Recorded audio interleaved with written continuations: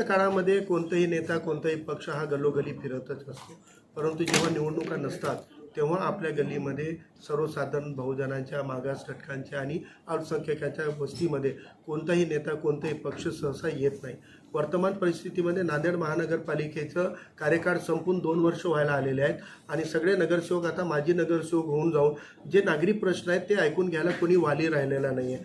या परिस्थितीमध्ये लोकांचे नागरी प्रश्न आहेत, लोकांच्या अडचणी आहेत, लोकांमध्ये रोष आहे. दुसरीकडे देशामध्ये संविधान विरोधी कायदे बनत आहेत, संविधान विरोधी घटना घडत आहेत. आपल्याला माहीत आहे की या देशामध्ये मॉब लिंचिंग आणि दंगलीसारखे आणि मागास घटकांवर अत्याचाराच्या अनेक घटना घडत असताना मागास घटक आणि अल्पसंख्याक मुस्लिम समाजामध्ये अस्वस्थता आहे.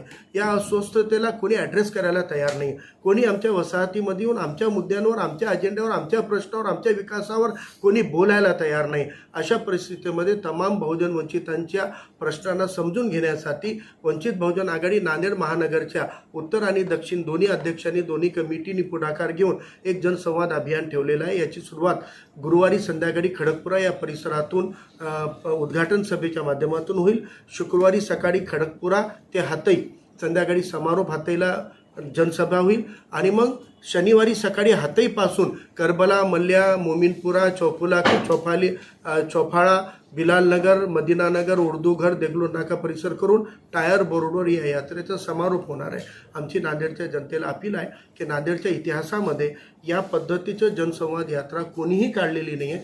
पहिल्यांदा वंचित बहुजन आघाडीनं हे धाडस आणि पुढाकार घेतलेला आहे. आपण सगळ्यांनी या यात्रेमध्ये सहभागी होऊन आम्हाला थोडा आपल्या शुभेच्छा, आपला पाठबळ द्यावं, हे आमची विनंती.